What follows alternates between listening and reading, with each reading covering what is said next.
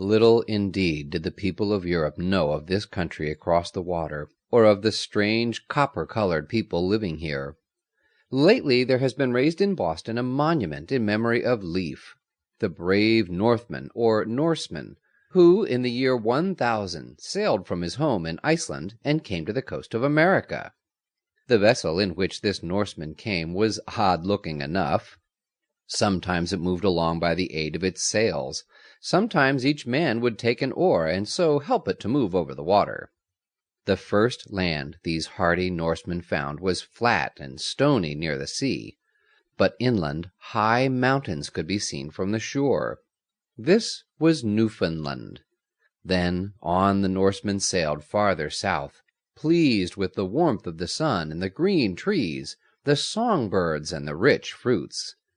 At one place, supposed to be on the shores of Massachusetts or Rhode Island, one of their company found such delicious wild grapes, and in such abundance, that Leif gave to the country the name of Vinland. So delightful was the climate and so rich the fruits that the little band built huts and planned to spend the winter in the beautiful Vinland. It was all very strange to them, the swiftly changing day and night, for in their own land they had only one long day and one long night in a year. Spring came, and Leif hastened back to Iceland to tell of the wonderful new land. Other Norsemen came, and later still a Norwegian nobleman with his beautiful young wife Gudfrida.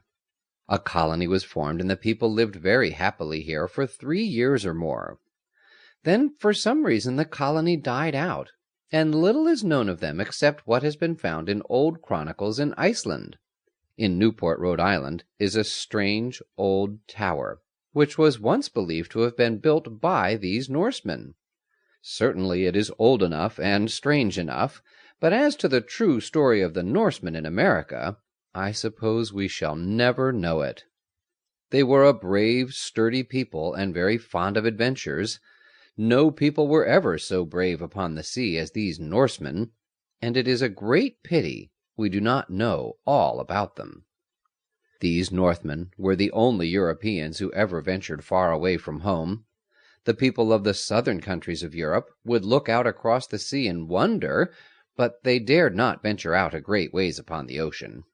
In fact, the ships in those days were small and frail, hardly more seaworthy than a simple pleasure yacht today, and therefore very little had been learned of the oceans. "There is," sailors of southern Europe would sometimes say, "an island far out at sea, a beautiful sunny island with rich fruits and beautiful flowers and great purple mountains. Rich gems of gold and silver sparkle about its shores, and in the center, on a gentle slope of ground, stands the palace of the sea god." But although the southern sailors talked of it, and the poets sang of it, no one had ever seen this land. Sometimes on a clear day, standing upon the shores and looking away out to where the sky seemed to dip down and meet the earth, some imaginative person would think he saw the island, and would call to his companions, but before they could come, behold, it always disappeared.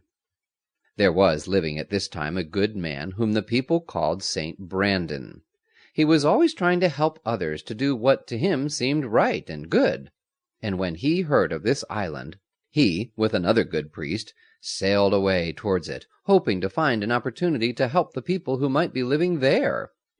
He never found the island, however, the Atlantis, as it was called, but he did find, so he said, another island, afterwards called the island of St. Brandon. But the wonderful part of the story is that even this island could never again be found. Whether St. Brandon was fond, like the other adventurers of his day, of telling a big story, or whether he did honestly find an island, which by and by sank below the level of the water, as sea islands sometimes do sink, no one could ever tell. Once in the history of Spain there was a terrible war between the Moors and the Spaniards. 7 Spanish bishops, pursued by these Moors, took to their ships and sailed out upon the sea.